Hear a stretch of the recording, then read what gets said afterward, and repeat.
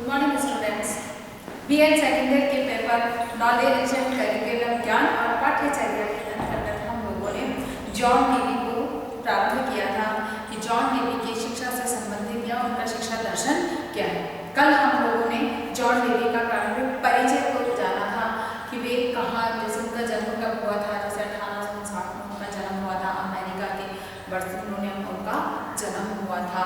तो इस तरह से हमने उसके बारे में एक कुछ प्रारंभिक जानकारी दी कि एक दार्शनिक विचारक के रूप में जो एक उनकी पहचान बनी वो शिकागो से बनी, जहाँ पर कि उन्होंने एक एजुकेशन इंस्टीट्यूट में काम किया था और वहाँ पर कार्य करते करते उन्हें यह अनुभव बच्चों के ऊपर कार्य करने का कुछ अवसर मिला और वहाँ पर उन्होंने एक प्रयोग विद्यालय की स्थापना की थी और वहीं से उनके विचार जो है वो पूरी दुनिया के सामने आने लगे और उनकी प्रसिद्धि या एक दार्शनिक के रूप में लोग उन्हें जानने पहचानने लगे। तो जब हम लोगों ने उनके विचारों के बारे में, तो उनका जो मूल दर्शन था या उनकी दार्शनिक विचारधाराएं थी वो एक सामाजिक विकास या सामाजिक परिप्रेक्ष्य से भिन्न नहीं थी, उससे बाहर निकलकर नहीं। वे उनके ऊपर प्रयोजनवाद का जो एक कहा जाता है कि उनकी जो विचारधारा थी उस पर प्रयोजनवाद का प्रभाव स्पष्ट रूप से दिखाई देता था कि जो है वर्तमान में जो है, जो करके जो परिणाम प्राप्त हुए वही सत्य है। आध्यात्मिक सत्य या यूँ कहा जाए कि अंतिम सत्य में वे विश्वास नहीं करते थे। जिस कार्य को हम कर रहे हैं उस कार्य के जो परिणाम हमारे सामने है वही सत्य है। किसी काल्पनिक विचारधारा को वे महत्व नहीं देते थे और इसी आधार पर उनके विचार सामने आए। अब बात आती है, चूंकि हम बाल केंद्रित शिक्षा के संबंध में उनके विचारों को जान रहे हैं, तो यहाँ पर हमें उनकी शिक्षा दर्शन को समझने से पहले हम उनकी शिक्षा से संबंधित जो परिभाषित शब्दों में उन्होंने शिक्षा को बांधने का प्रयास किया, हम उसको समझेंगे या उसको जानेंगे। उनके अनुसार, डेवी के अनुसार शिक्षा का अर्थ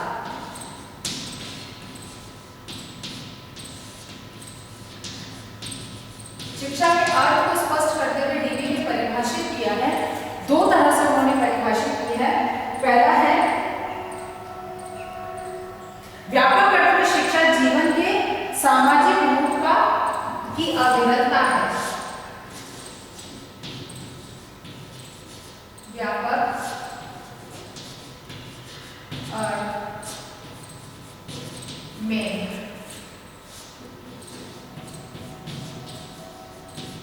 व्यापक अर्थ में शिक्षा जीवन के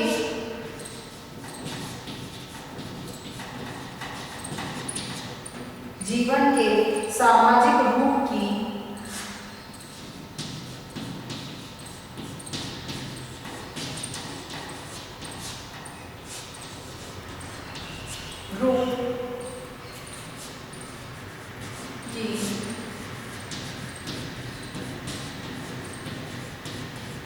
अविरलता है। अगर पहले इस परिभाषा को अगर हम देखते हैं तो व्यापक अर्थ यानी कि उन्होंने शिक्षा को संकुचित अर्थ में परिभाषित करने का प्रयास नहीं किया। उन्होंने शिक्षा को व्यापक स्वरूप मानते हुए एक व्यापक आकार माना है शिक्षा को, और उसके आधार पर उन्होंने ये बात को स्पष्ट किया कि शिक्षा जीवन के सामाजिक स्वरूप की अविरलता है। शिक्षा क्या है? जो व्यक्ति के सामाजिक जीवन को एक रूप, आकार, स्वरूप प्रदान करे, जिसको एक सुंदर सा आकार प्रदान करे, वही शिक्षा है। शिक्षा ये नहीं है कि केवल उसका बौद्धिक विकास कर ले। शिक्षा वह जो उसे एक समाज के बीच में समाज की आवश्यकता और समाज की मांग के अनुसार तैयार करने का कार्य करे, वही शिक्षा है। शिक्षा को उन्होंने पुनः परिभाषित करते हुए एक यूँ कहा जाए कि व्यापक रूप में उसको परिभाषित किया है। उसके अनुसार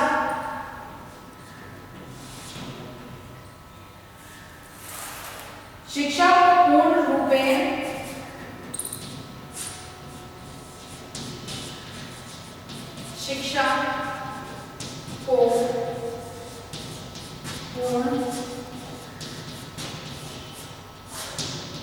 शिक्षा को पूर्ण रूपेण सामाजिक प्रक्रिया बताया है।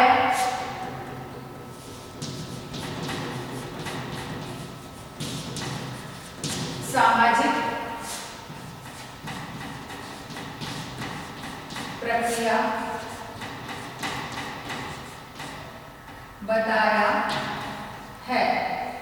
ठीक है ना, जिसके प्रमुख दो आधार हैं,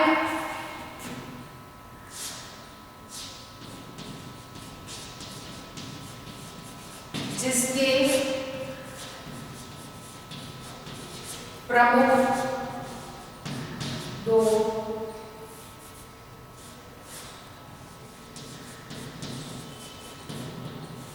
आधार हैं। कौन कौन से हैं? व्यक्तिगत और सामाजिक।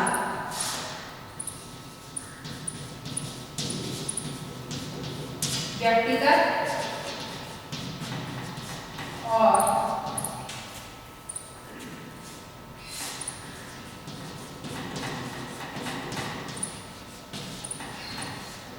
व्यक्तिगत और सामाजिक। व्यक्ति की शक्तियों, व्यक्ति की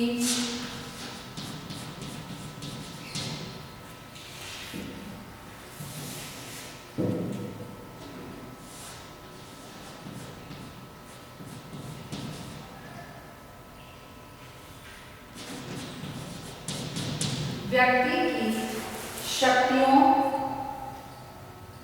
रुचियों, योग्यताओं,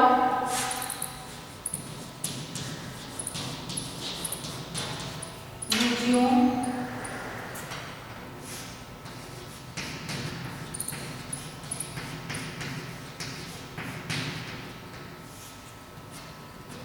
व्यक्ति की रुचियों, शक्तियों, योग्यताओं आदि को भी ध्यान में रखकर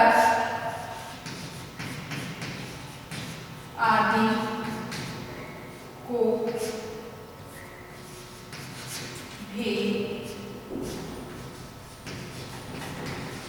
ध्यान में रख कर उसी के अनुकूल शिक्षा देनी चाहिए। उसी के अनुकूल शिक्षा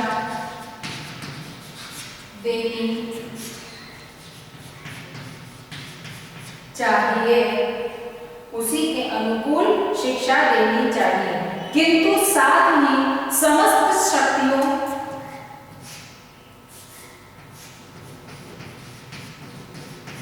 किंतु साथ ही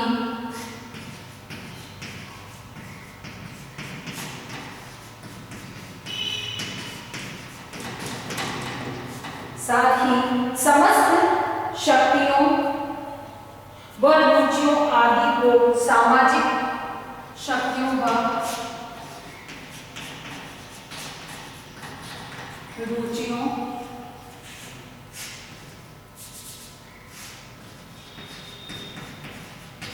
आदि को सामाजिक मूल्य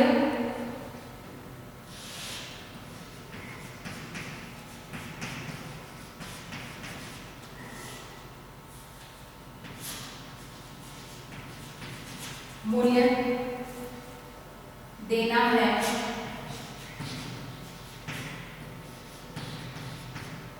है। बालक की शक्तियों व मूल्यों का वास्तविक मूल्य वही है। बालक की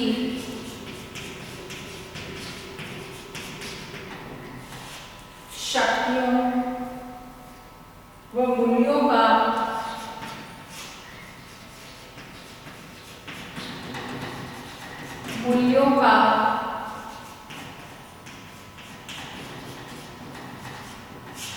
वास्तविक मूल्य वही है जो समाज उन्हें देता है। वास्तविक मूल्य वही है जो समाज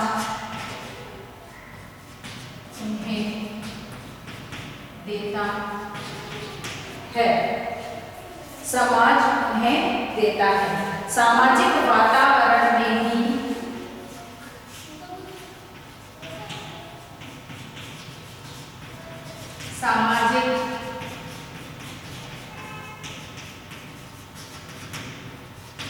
सामाजिक वातावरण में ही उनका विकास होता है।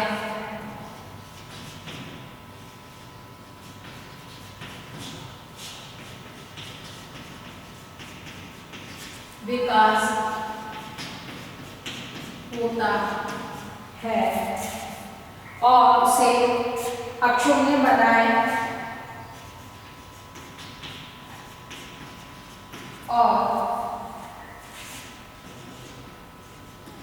उसे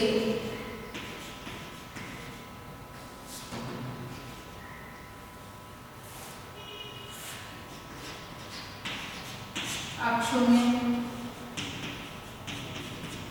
बनाए रखने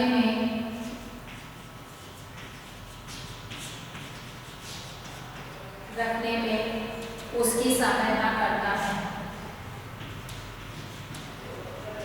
उसकी सहायता करना है। अगर हम जॉन डेवी की इस परिभाषा को या उनके इन विचारों को देखें तो ये अपने आप में जॉन डेवी के जो विचार हैं शिक्षा से संबंधित की शिक्षा कैसी होनी चाहिए उसको स्पष्ट कर दें। फिर इसकी किसी भी अतिरिक्त व्याख्या की आवश्यकता हमें नहीं पड़ती। उनके अनुसार क्या है, शिक्षा को पूर्ण रूपेण सामाजिक प्रक्रिया बताया है, यानी कि शिक्षा उनके अनुसार क्या है, सामाजिक प्रक्रिया है। क्योंकि व्यक्ति समाज में रहता है, बालक का जन्म समाज में रहता है, तो उसका पालन पोषण समाज में होता है, फिर बाद में अपने जीवन को जीने की समस्त क्रियाएं या अपना जीवन जो व्यतीत करता है वह समाज में करता है और फिर अंतिम यात्रा भी इस समाज के साथ ही उसकी चलती। तो कहने का मतलब यह है कि जब व्यक्ति समाज से किसी भी क्षण के लिए भी अलग नहीं हो सकता है तो फिर शिक्षा कैसे अलग हो सकती है। इसीलिए शिक्षा को पूर्ण रूपेण सामाजिक होना चाहिए। सामाजिक शिक्षा नहीं है तो फिर वह शिक्षा नहीं है। अर्थात उनके अनुसार शिक्षा अगर बालक सामाजिक मूल्यों को नहीं सीख पाता है अर्थात उसने शिक्षा को अर्जित नहीं किया है जॉन डेवी के अनुसार। फिर क्या कहते हैं, सामाजिक प्रक्रिया बताया है जिसके प्रमुख दो आधार बताए हैं। कितने आधार बताए हैं, दो प्रमुख आधार बताए हैं, यानी कि इस शिक्षा के जो सामाजिक प्रक्रिया बना है उसके उन्होंने दो आधार बताए हैं, क्योंकि दो आधारों का होना जरूरी है। वह है व्यक्तिगत और दूसरा है सामाजिक, यानी कि एक व्यक्तिगत और दूसरा है सामाजिक। अब इस चीज को भी उन्होंने बहुत अच्छे से एक्सप्लेन किया है कि व्यक्ति की शक्तियों, अब व्यक्तिगत में किसको परिभाषित कर रहे हैं, व्यक्ति की शक्तियों, रुचियों, योग्यताओं आदि को ध्यान में रखना। यानी कि जो हम एक शिक्षा की बात करते हैं तो उस शिक्षा में व्यक्तिगतता क्या है, जिसमें कि एक बालक की रुचि, योग्यता और क्षमताओं, शक्ति, रुचियों और योग्यताओं आदि को भी ध्यान में रखकर उसी के अनुकूल शिक्षा दी जानी चाहिए। शिक्षा दी जानी चाहिए, यानी कि जो शिक्षा दी जाती है उसका जो मूल आधार होता है वह क्या है कि व्यक्तिगतता है। व्यक्तिगतता में क्या चीज है, व्यक्तिगतता का अर्थ क्या है कि बालक की शक्ति, रुचि और योग्यताओं को ध्यान में रखकर उसी के अनुकूल, जैसे उसकी योग्यता है, जैसे उसकी रुचि है, जैसी उसकी क्षमता है, उसी के अनुकूल यदि जिस उसको शिक्षा प्रदान की जाएगी तो ही वह शिक्षा सार्थक है, शिक्षा है, अन्यथा वह लाभकारी या गुणात्मक शिक्षा नहीं।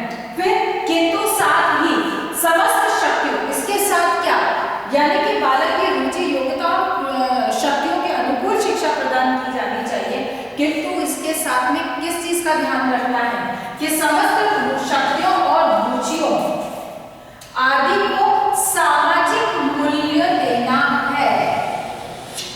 यानी कि हम जो शिक्षा की बात करते हैं वह बालक की रुचि, योग्यता और क्षमता के अनुकूल शिक्षा की बात करते हैं जॉन डीवी।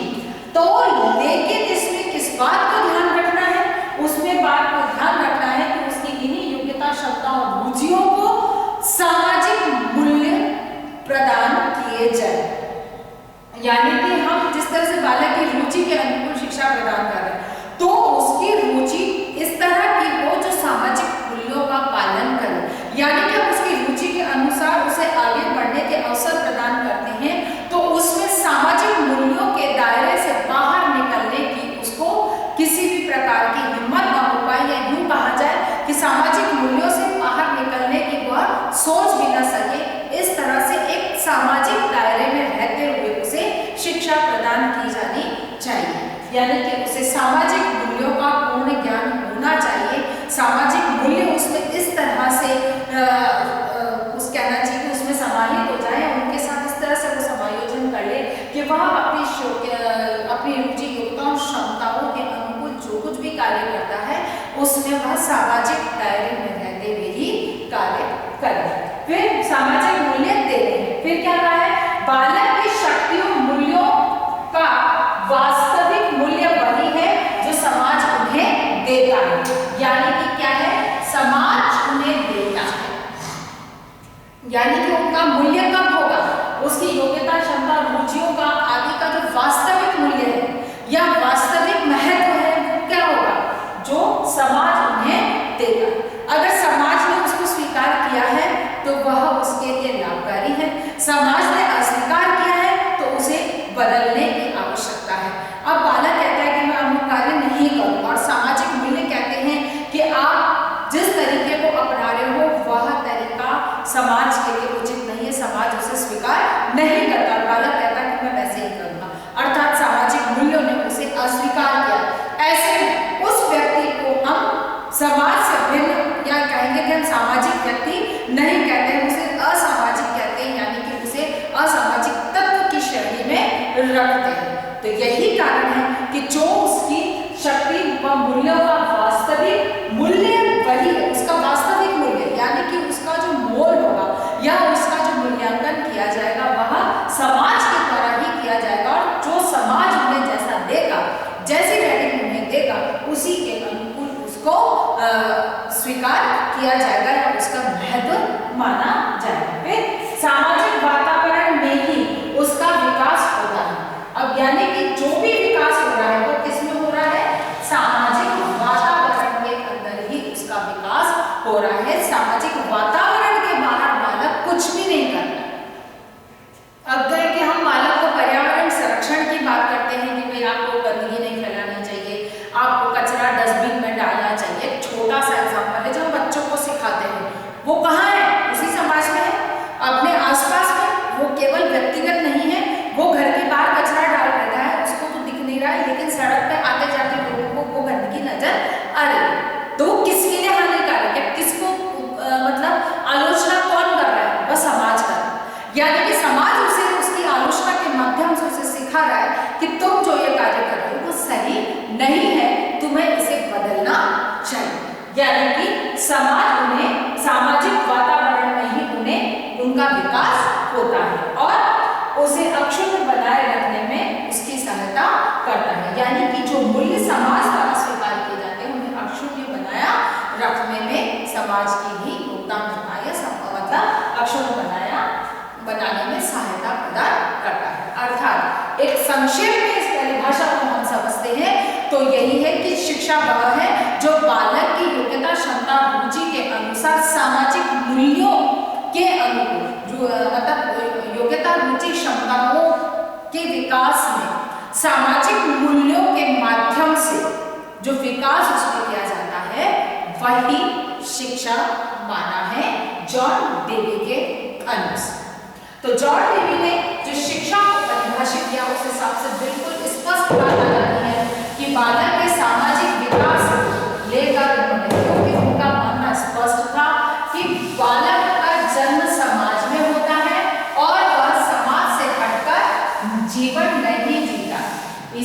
अनिवार्य है कि उसे एक कुशल, अच्छा और प्रभावी सामाजिक प्राणी बनाया जाए।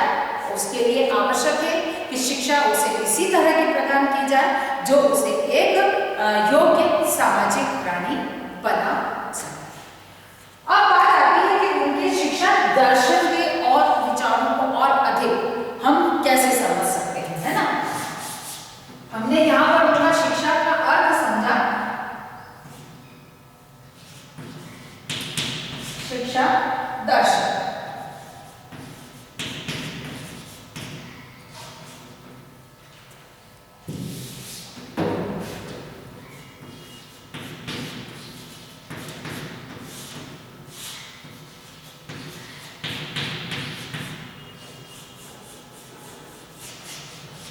शिक्षा दर्शन की जहां बात आती है तो उनके अनुसार किसी विचार को अनुभव की कसौटी पर कसकर ही ग्रहण करता है।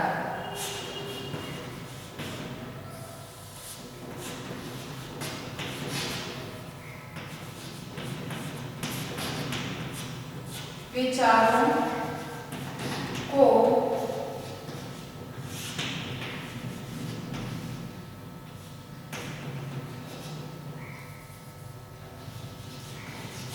अनुभव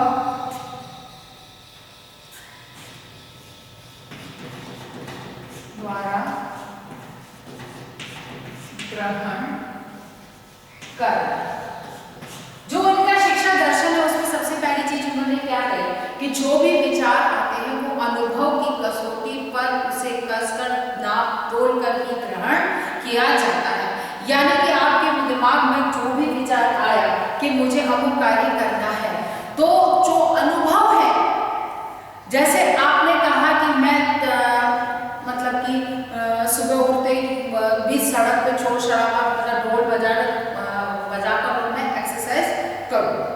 अब वहां पर जब आप वो कर रहे हैं तो आपका जो अनुभव है वो आपको उस कार्य को आगे कंटिन्यू रखने या न रखने की आपको प्रेरणा प्रदान करेगा। क्योंकि अगर आपकी बहुत अर्ली मॉर्निंग आप इस तरह से शोर शराबा कर रहे हैं, कर्कश आवाज जिसकी उत्पन्न कर रहे हैं जो कि कानों को सुनने में अच्छी नहीं लग रही है, इस तरह की आवाज अगर आप कर रहे हैं और उसके साथ आप अपना मनोरंजन करने का प्रयास कर रहे हैं और दूसरों को उससे आपत्ति हो रही है या दूसरों को बाधा उत्पन्न हो रही है, तो निश्चित है कि वे आपको टोकेंगे। तो आपका अनुभव क्या कह रहा है कि ये आवाज इस समय किसी को नहीं अच्छी लगती है, तो आप उसका उपयोग वही करेंगे जहां पर कि लोगों को कोई आपत्ति नहीं है।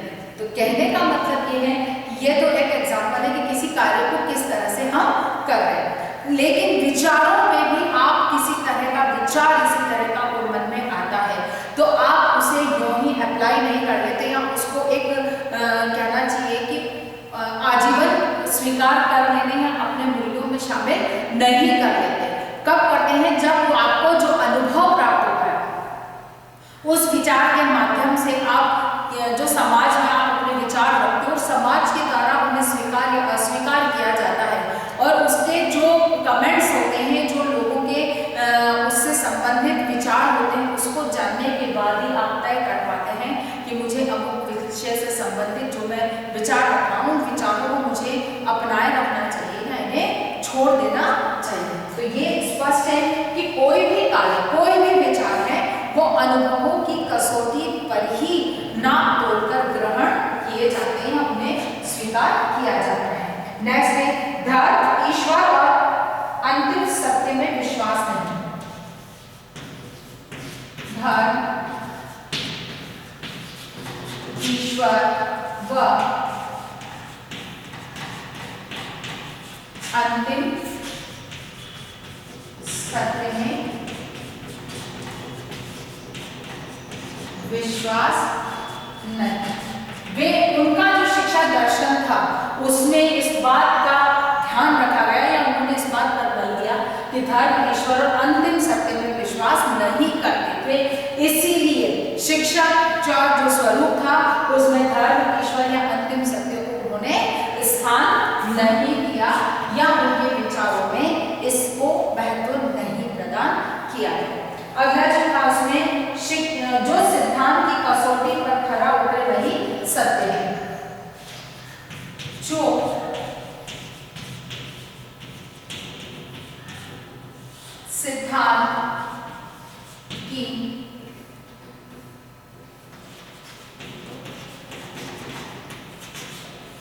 कसौटी पर खरा उतरे वही सत्य है। जैसे आदर्शवाद ईश्वर को आत्मा का परमात्मा से मिलन को ही अंतिम सत्य मानता था, यानी कि उनका उद्देश्य था कि अंतिम सत्य को प्राप्त करना ही शिक्षा है। लेकिन जॉन डेवी इसको नहीं मानते थे। उनका क्या कहना था कि सिद्धांतों की कसौटी पर खरा उतरा, यानी कि जो कार्य किया उसके जो सामने परिणाम है वही अंतिम सत्य है, काल्पनिक कुछ भी नहीं। इसीलिए सिद्धांतों के आधार पर जिसको हम ना तोल सकते, जांच परख सकते हैं, वही अंतिम सत्य है। देश काल परिस्थिति के अनुसार मूल्य बदलते हैं। देश काल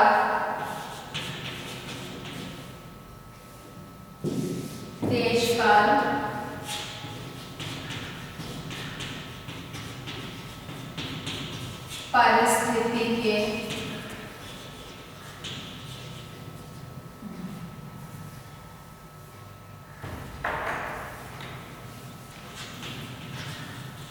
अनुसार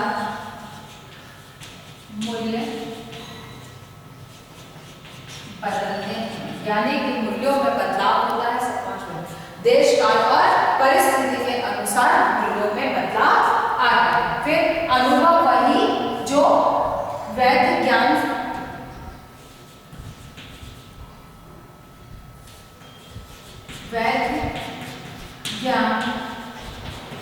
द्वारा प्राप्त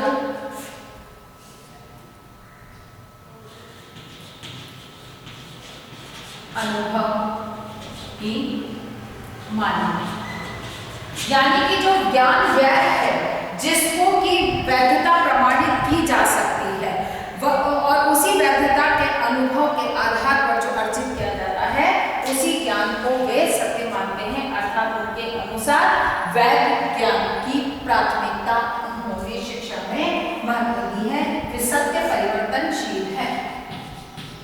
सत्य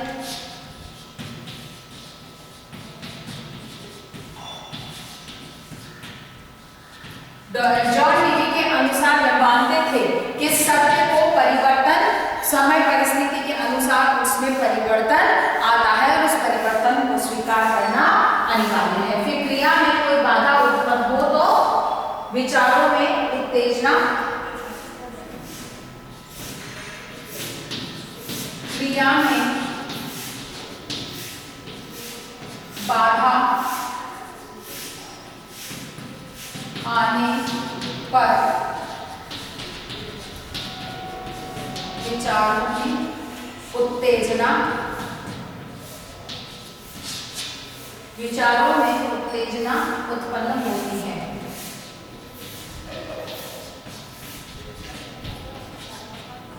ठीक है, क्रिया में बाधा उत्पन्न होती है, यानी कि कोई कार्य जब आप कर रहे हो उसमें अगर कोई रुकावट आती है, बाधा उत्पन्न होती है, तो आपके विचारों में उत्तेजना आती है, आप चिंतित हो जाते हैं, भयभीत हो जाते हैं, या उस कार्य को और अधिक करने के और अधिक नए तरीके से उसमें बाधा उत्पन्न करने के जो विचार हैं उस पर चिंतन करने लगते हैं।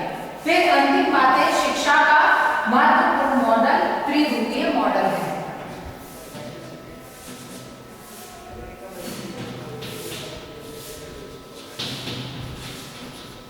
त्रिध्रुवीय मॉडल, यानी कि शिक्षा को वे त्रिध्रुवीय मॉडल के रूप में मानते थे, यानी कि उनके अनुसार शिक्षा क्या है, ये चीज आपको समझ में आई होगी, मैं ऐसी आशा करती हूँ।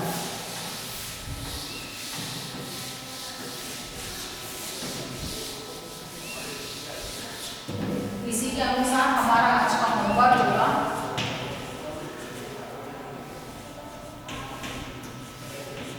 जॉन डेवी के अनुसार शिक्षा को स्पष्ट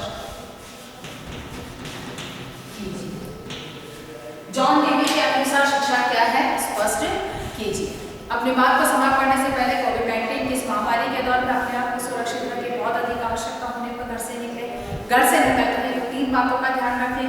मुंह पर मास्क लगाएं, सोशल डिस्टेंसिंग का पालन करें, हाथों को सैनिटाइज करें। स्वस्थ रहें, सुरक्षित रहें।